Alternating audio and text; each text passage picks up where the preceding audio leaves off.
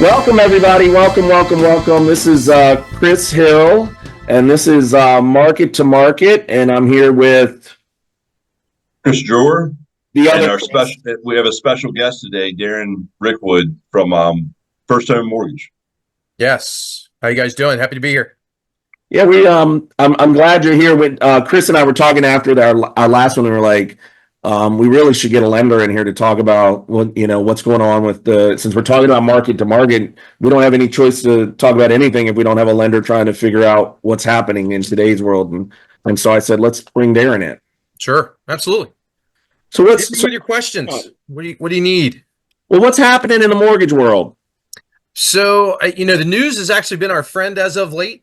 There for a while, the news was absolutely killing us, talking about how rates were super high and they weren't going to be coming down and everything was doom and gloom. Now it's turned around. Headlines typically are, lower rates, markets improving. We're at a 2-year low for interest rates. So if anybody was in the market shopping for a loan probably earlier this year or before the summer, we were offering rates in the 8s. I mean, there was some loan programs for some buyers that you had an 8 handle with your interest rate.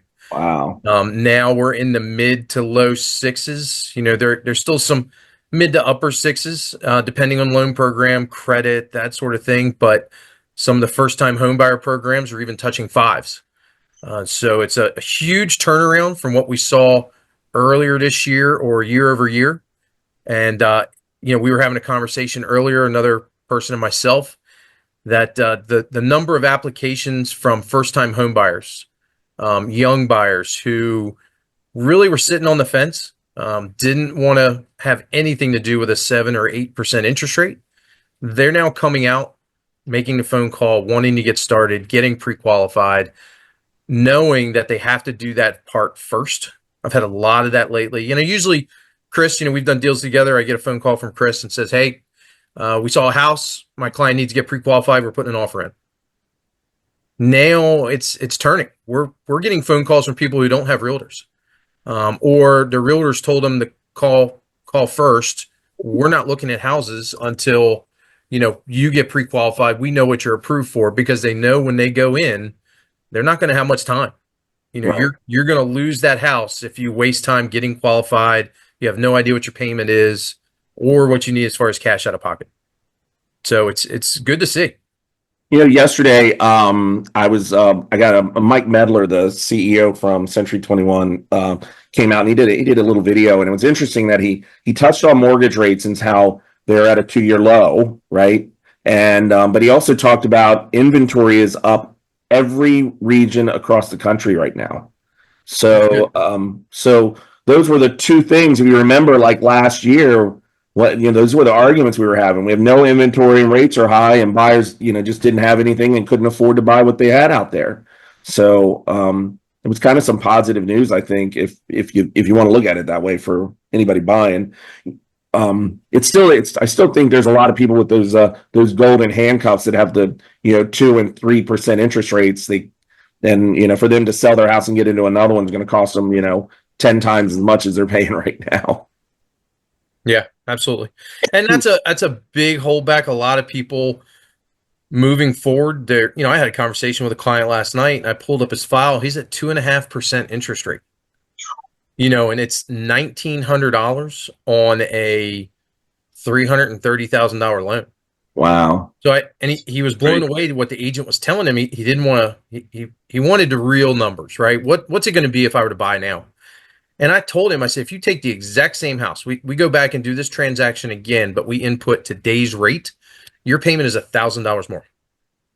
That's crazy. So he was he was blown away. I mean, the agent was telling and giving him the right info. He just couldn't come to grasp with it. He wanted to hear it from the lender, not from the Well, he didn't want to hear it from anybody. He wasn't happy when I told him either. Right. He didn't want to hear it at all. But that's a big swing. Yeah, I mean, it's terrible. Yeah, that's really big. So I'm rambling here, Chris. I'm taking over for a second, but we have a lot of USDA loans down here. Do you guys have a lot of that up there where you are, Chris? Yes, we do actually. I wouldn't say a lot, but I got a question about one yesterday. Someone was asking. So yeah, we do. We up in the northern part of Baltimore County, Harford County, we do have a decent amount. Yeah. Yeah. The reason I say that, that's, for those that don't know, that's, a no money down loan program. Has some qualification hurdles to get through, but it's not the end of the world. It's actually, a pretty good program, I think. It's not It's a great, great Darren. loan. It is stricter, when it comes to qualifying ratios and getting in a house, what you're approved for. You're not going to, an FHA, you could probably get approved for 400, whereas USDA, you might only get approved for 320 or Right. 310, just based on their standards. But next to VA, if you're not a veteran, it's the next best thing. Yeah. 100% financing, low rates. Some of the lowest rates we have right now are for USDA. There's some weird things though, like no pool, right? You can't have a pool. I know there's some weird stuff that I remember you. Yeah, and they do. change over the years. I mean, acreage is always a big issue too. Like where you are, some of the places used to be it was 10, then it went to 5, and then anything over 1.5. And now it's as long as you can justify the lot size based on comps in your area. It's what's relative to the area. So there definitely is some restrictions. Yeah, I mean, what's funny is like, we always try to find the best fit for our clients. What the best deal is. I know that you do too, Darren. I mean, that's what you really do. And I find that the funny part is that the lack of information out there for people who are doing their research on their own. They always say like, we always say, what value does a realtor bring? You know what I mean? But it's the same point for you guys. You got to get in touch with a lender early on, start understanding what your options are, because it's not easy to figure out online. I've tried, unless you've been through it, especially first time home buyers, right? Who haven't experienced it. And we've got a lot of those right now and I think it's because that inventory shortage is softening a little bit. And maybe we're getting more and more of them. I have one today, so it's definitely something that is coming about more, Yeah. And it's, you hear stories all the time. I had a conversation earlier this week with another agent, and they had a file that was falling apart, and it was a larger bank that was handling it. Well, they didn't do their work up front. And I started thinking about this is the number of clients that go into this process and don't have any idea what their payment is, what their cash out of pocket is, or what loan type they're going with. They've given all their information to a bank somewhere, and all they know is they need a letter. Yeah. You're out looking at houses. Well, they don't know if they're approved. They don't know if they're not. Yeah. And in this situation, the bank hadn't even done the due diligence. They didn't know if they even qualified. So the biggest one I see is the self-employed. People don't do the correct steps for self-employed, and you have a lot more to do with W-2 is different, but self-employed is a lot more technical. And a lot of people don't do that up front, and then they find out that they took a loss in their business last year. Right. Even though you've been in business for 10 years, yeah, absolutely. And I find you're right, Chris. That's something I hear a lot too. Is like, what were your write-offs over the, what are you doing, what are you not, and how much actual income are you making, or how much are you not making, and those are real challenges. So, Darren, what do you think? If you had a crystal ball, and I'm not even talking rates here because we could do that game, right? But if you had a crystal ball, I mean, I know that there's going to be some people always talk about the Fed rate adjustment, right? And how that impacts mortgage loans. Can you explain that, number one, like for in the normal people's terms, right? Like the average person can understand, because I've read it and I understand it sort of, Yeah. It has way more to do than way over my head. So there's a lot going on. There's a lot of moving parts, but just to make it simple, inflation is bad. Anytime we have inflation, mortgage rates hate inflation. So as inflation goes up, typically mortgage rates are going up. They're impacted by that. To impact and bring down inflation, the Fed started raising their Fed fund rate. Now, that is not your interest rate. When the Fed lowered their rate by 50 basis points 2 weeks ago, everybody started calling, oh, great, redo my worksheet. Rates are 0.5% lower. Want to see what that means for me. That's not what it is at all. It's short-term money It's the rate at which banks can borrow money from the federal government. It affects credit cards. It affects home equity loans, things like that. Short term, quick. Impacting long term rates, it does impact them, but generally has an opposite effect. So as they lower it, I mean, our rates come down, but you're bringing inflation down. So in other words, as inflation is high, they raise that rate to make the cost of goods and the cost of doing business extremely expensive. So they're essentially slowing down the economy. As the economy slows down, inflation should come down. And that's what we've seen. Inflation has been coming down month over month, not to where they want it to be. So they're still projected to lower that Fed fund rate the rest of this year, even 100 basis points maybe, between now and the end of the year, and also next year as well. So once they do that, as it starts coming down, our interest rates will come down as well. Jobless claims are another piece to it. That's going to get all kinds of involved. But the big thing to remember is when you hear that on the news, that interest rates have gone down, the Fed lowered it, does not impact it directly. It's not immediate. So we actually saw rates get worse right after they lowered their Fed fund rate. We had a little knee jerk and it got worse, and now they've kind of bounced back and forth. Tomorrow we have a huge report, PCE, which that is a giant indicator of inflation. If that comes down month over month, so it's lower than what it was the last report, we should see rates start to drop again. That's a good thing. That means the Fed did what they were supposed to. They lowered it, but inflation's still coming down. So that's great. We'll see lower interest rates over short term, long term, depends on your definition of that. If I were to guess, I'd say we'd probably be in the low sixes to high fives,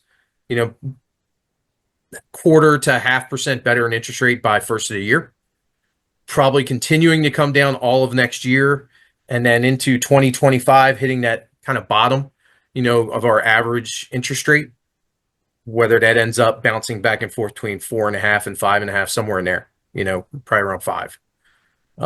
When I first got into business, we were doing first-time homebuyer loans at 6.5 and 7, and people were happy. They're like, great.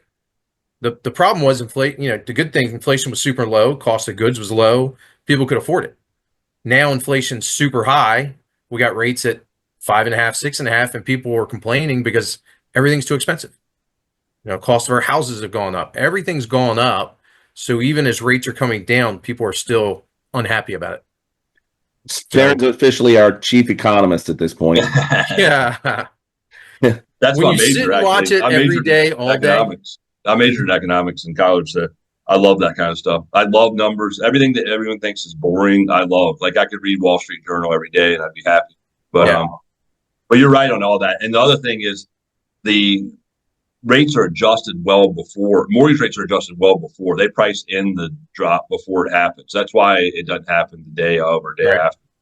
But they actually did get, you're right, they went up the day that they announced that, and people were like dumbfounded. And even I saw realtors posting on their social media the wrong information. Yeah. Within the business. People were blown away. They call me and go, hey, I saw it went down. What's my rate today? I'm like, well, it's worse. Yeah. Like, let's give it a little bit longer. What do you mean it's worse? Like, well, then I had to go into this whole explanation to them. Like, okay. And most people stop listening to you after the first sentence. They do. They don't care. Right. The other thing is the job unemployment jobless claims were wrong. They found out too. Oh yeah. From March. That was a big deal.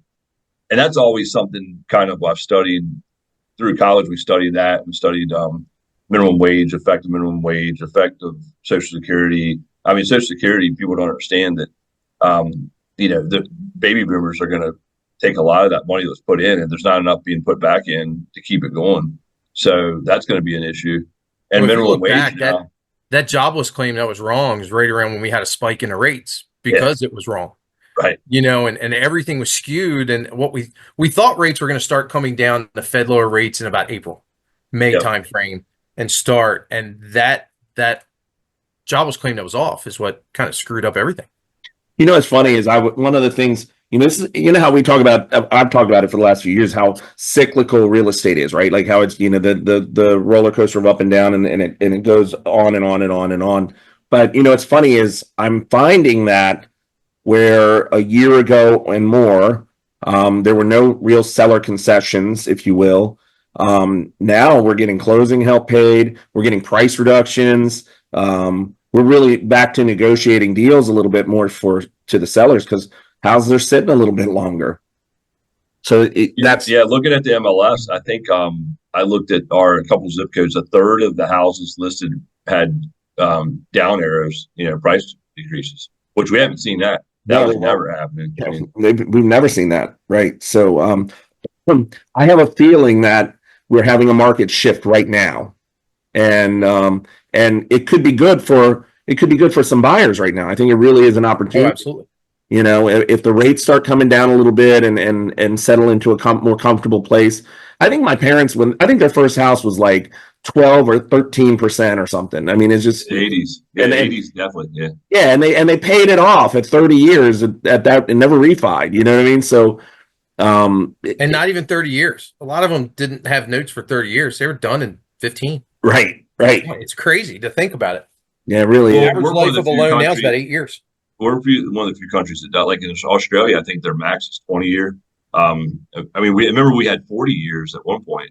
Yeah. I don't know if they still do. Do they still do 40 year? There might be some non-QM stuff that goes 40, but I mean, even government stuff, there's no 40 or anything anymore. Right. Yeah, that's crazy. It's like getting that car and stretching it out, right? That car note, same concept. Stretch it out, get the payment down because you're adding extra years to your financing. But well, is there you have any words of wisdom, Darren? That what do you think? What do you want to leave everybody with? I think the biggest thing is be prepared, and I've been telling people that for the last year. Is if you think you're going to buy in the next 6 months, reach out now. You don't know what needs to be done on your credit. You don't know what needs to be done on your income. Tax season's coming up next year. We talked about, Chris was mentioning self-employed borrowers. There's a big disconnect between accountants and mortgage professionals of what needs to be done to qualify versus what needs to be done to save you money.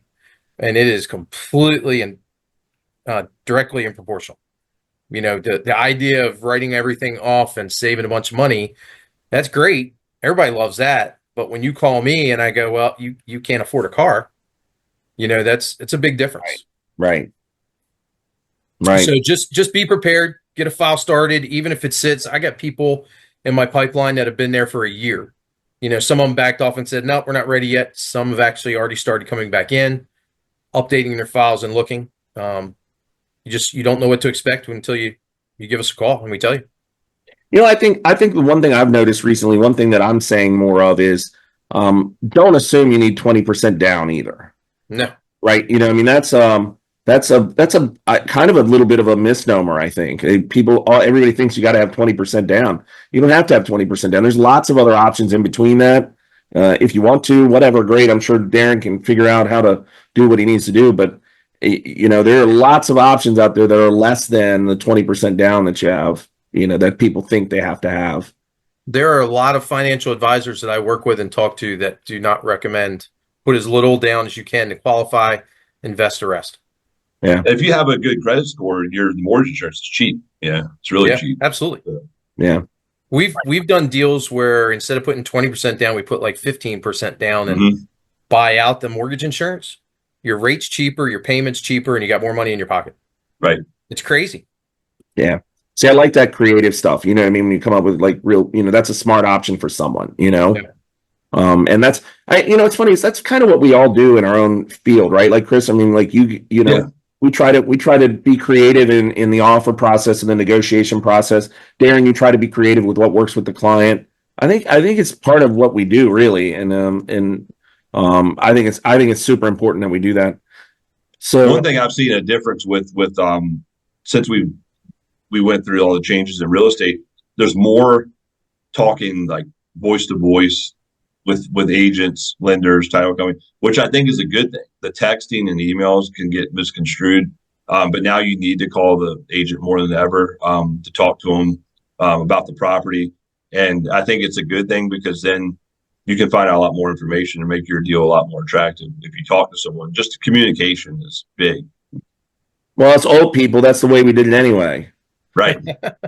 I mean, it's so funny because like everybody says you got to pick up the phone and call the agent. think 100% of the time that's what I've done in my career. Right.